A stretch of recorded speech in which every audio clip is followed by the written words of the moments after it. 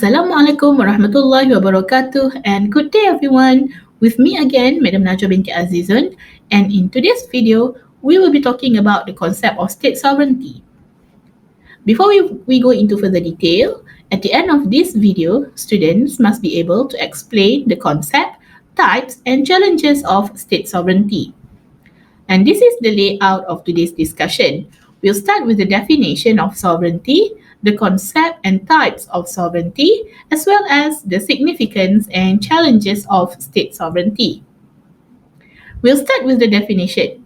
According to international law, sovereignty exists when a government possesses full control over its own affairs within a territorial or geographical area or limit.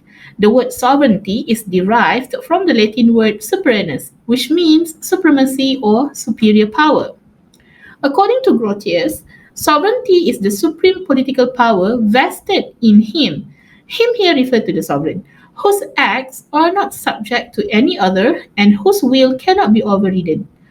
According to Bodin, sovereignty means supreme power over citizens and subjects unrestrained by law. So, in other words, no state has the authority to tell another state how to control its internal affairs. This is sovereignty. Sovereignty means that one state cannot demand that another state take any particular internal action. Take this situation for example. If Canada does not approve the Brazilian plan to turn a large section of Brazil's rainforest into an amusement park, the Canadian reaction is limited by Brazil's sovereignty. Canada may bring the issue to the United Nations or even to make politically embarrassing public complaints to the world media, but Canada cannot simply tell Brazil to stop the rainforest project. So there are two aspects of sovereignty, internal and external. Internal sovereignty means sovereignty within the national sphere or territory. A state which possesses internal sovereignty is the one who has the authority and ability to exercise command over its society. Example I gave just now, where internal sovereignty gives the power to Brazil to ultimately decide what to do with its rainforest resources. So if they want to turn their rainforest into amusement park, they can do so. Moving on to external sovereignty, it concerns the relationship between a sovereign power and other states. The state is free from control of any foreign state or alien rule. That is external sovereignty. For example, Brazil's sovereignty limits the power of Canada to impact its decision. History of sovereignty starts 350 years ago through the Treaty of Westphalia. The Peace of Westphalia had brought the 30 Years' War in Holy Roman Empire to an end in 1648. This series of treaties resulted into big diplomatic congress and initiating a new system of political order in Central Europe. Two principles of Westphalia are number one, respecting the boundaries of sovereign state, and second, non-interference in domestic affairs. Moving on to the concept of sovereignty, there are four. Number one, authority. Authority of sovereign means the right to command and correlatively the right to be obeyed by the citizen. So the sovereign must have authority, must have power. Second is legitimacy. A holder of sovereignty derives their authority from some mutually acknowledged source of legitimacy. It can be from natural law, a divine mandate, or even from constitution. So for example, the Malaysian government has their power and their power is legit or valid because it comes from the constitution. The third concept of sovereignty is supremacy. Supremacy is defined as what makes the constitution superior to the government. So, example again, in the Malaysian government, the federal constitution is superior than the state constitution. And this supreme authority legitimately confer the authority or the power to the ruler and Malaysian government to govern the country. Number 4 is territoriality, the principle by which members of a community are to be defined.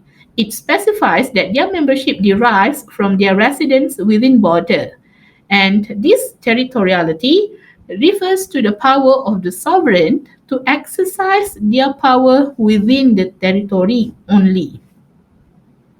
There are two types of sovereignty, de jure sovereignty and de facto sovereignty. For de jure sovereignty, it refers to the sovereignty conferred by the law. It is the legal right of the ruler to govern. Whereas de facto sovereignty refers to the ability in fact, refers to the ability in reality, in the real life, to govern a country. It may or may not be a legal sovereign. It refers to the sovereignty that the state actually has in reality. Let me further explain this point. For de jure sovereignty, it means that the authority or the ruler had been recognized by law. They have legal recognition, so they govern because they are allowed under the law to govern. Comparing to de facto sovereignty, it means the authority of the person or the government which can in fact or in reality or actually compel obedience. So it refers to the actual where sovereignty concerned with whether control in fact exists. De facto sovereign may not be a legal sovereign but possess an actual control over the state. So you may wonder, how come it becomes like this? Take, for example, a situation in a revolution or where the government has faced coup d'etat, where a certain group of people is trying to overthrow the government and they manage to do so. They have managed to topple down the government and they take over the country. So, legally, they have no right to do so. But in practice or in reality, they are now the one who has the power to control the state. So they don't have de jure sovereignty, but they in fact have de facto sovereignty. So what can they do? They can simply confer into themselves de jure sovereignty. How? They can make necessary change to the law and give themselves the power to govern.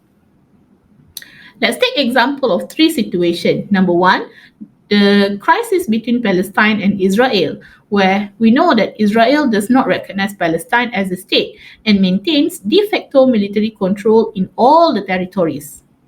The second example is the communist government in China remained de facto sovereign, whereas the national government under Chiang Kai-shek was de jure government.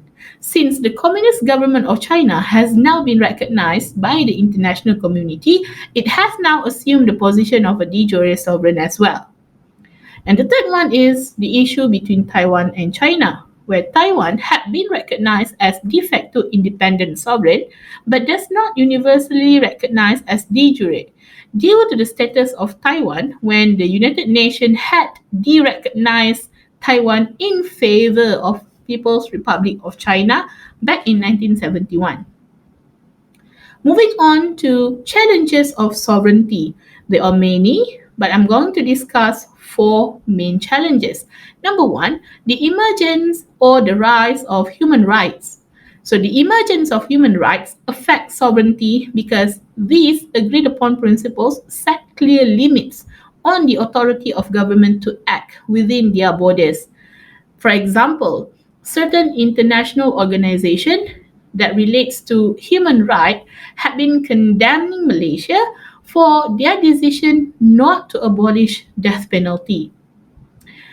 The second challenge is globalization, where the growth of multinational organizations has placed constraint on state ability to direct development and fashion social and economic policy. This is because economic globalization will increase flow of communication, which allows vital information to be shared between individuals and corporations around the world. The third challenge is the growth of international organization and supranational organization. These organizations emerge as significant source of authority that place limit on state sovereignty. These organizations transcend national boundaries or interests to share in the decision making and vote on issues pertaining to the wider grouping. The European Union is a prime example of this supranational organization. It describes something that has power and influence further than national boundaries of government.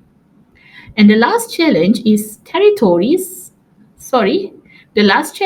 terrorist, international crimes, cross border trafficking of human rights and drugs, and so on and so forth. Here, the United Nations has called these offenses not just hazards to peace and development, but threat to sovereignty, as criminals may bribe politicians and fix elections, exposing countries to outside intervention in their political system.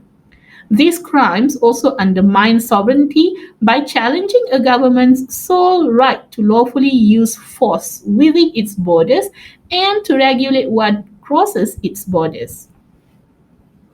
These are, among others, of the challenges to the sovereignty of state. If you are interested to read more, you can click on the link provided here. To recap, we have talked about several aspects of sovereignty. We start with the meaning of sovereignty and we go to the types of sovereignty, which is de jure and de facto. And then we go to the concept of sovereignty, where we talk about the authority, legitimacy, supremacy, and territoriality. And then we also talk about challenges to state sovereignty. And before I end this video, think about this. If you really want to do something, you'll find a way. If you don't, you'll find an excuse. Till we meet again, thank you.